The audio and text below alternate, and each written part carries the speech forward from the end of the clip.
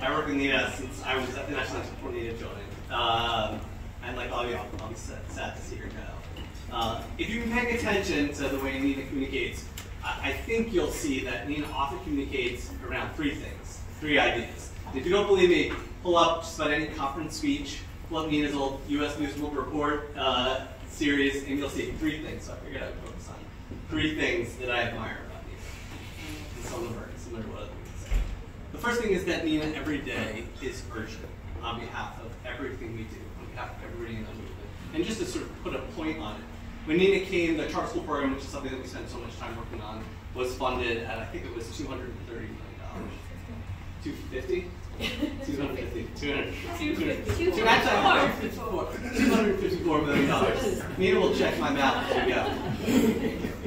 And for the beginning, Nina set her sights on raising those dollars, and she was urgent. And I think then first we went to, let's see, we went to like 280 and then 330, and then it kept going up. Christy, you can also correct me. But at no stage did Nina say it was enough. I think she knew in her head that there were millions of more students that were relying on her and relying on us.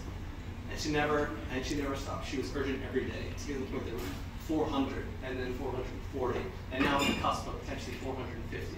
And if you add up all of those dollars, since Nina started working here 11 years ago, it's more than $1 billion, new dollars that have gone.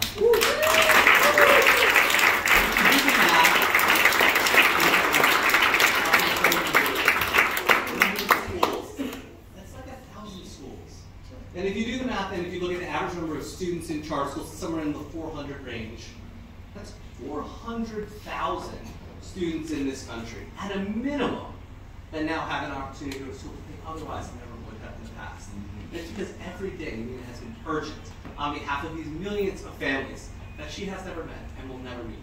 And it's unclear how and why she's always been so urgent on behalf of them, but thank goodness that she has been. The second thing is that Nina has never wanted to do this on her own. She has at every stage invited all of us along for the ride. And I learned this pretty early on. We were out in Los Angeles after we were trying to get our first strategic plan ratified. So we were like 6 months into Nina's tenure. And we had gone out to meet with Jim Blue, who was at the Walton Family Foundation, sort of like our final approval. So it was Los Angeles. And during the time, it was the Milken Global Conference at the same time.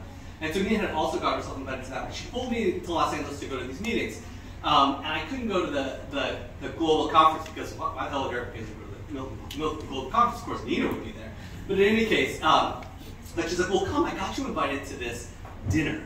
I'm like, I don't know. She's like, we'll just wear a suit. And we show up, and they sit down at the table, and there's like 40 people around the table, right? So I'm number 40. But number 1 was the president of Rwanda. Meanwhile, later on that evening, so then I left, and Nina went to another party, I think it was this, and there was a leopard at the party, or something like that. But at every stage, that's just one example where she invites all of us and pulls us in. And goes to the point where people said where you get the torrent of Nina emails on Saturday morning. It was always Saturday morning. That was always like the worst time, but it was like the CCs where you got, like, oh, this was the new idea, and that was it. Because she was including us and inviting us all along at every stage. So that's the second thing. The third thing, though, which sort of goes along with this sort of torrent of Nina, is that Nina would always answer, whether it was a question that we had, or a call that any of us or any of you had from any of the states or anywhere else at any time, day or night. I mean, I can't remember what the crisis was. I don't even remember what the crisis, but I'm pretty sure you were in the Swiss Alps skiing. And what was that happening? It was like, I think you spent more time, like, well, I'm sure you remember exactly what it was, on the phone, on the chairlift, than you would have if you were in Washington. So, you know, it was just like, and I got that sense that you always felt the weight of the movement, of the millions of people that you were working for, and you never were not on the other end of the phone, or quick by way of email or text or whatever it is now, or on Teams, text, whatever it is.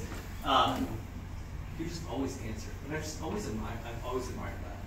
So I'm not as disciplined as Nina, so I'm actually going to add a fourth thing.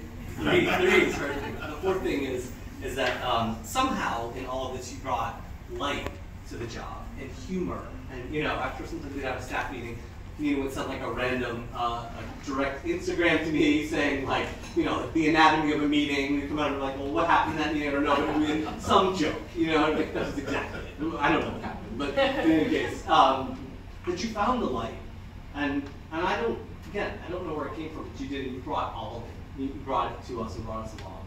And so this hard job and the weight of this entire movement, you found joy and you brought the joy to all of us. So I admire you, and I'm deeply, deeply grateful for all of that. And like everybody else, I'm excited to see where you go. But I'll miss you.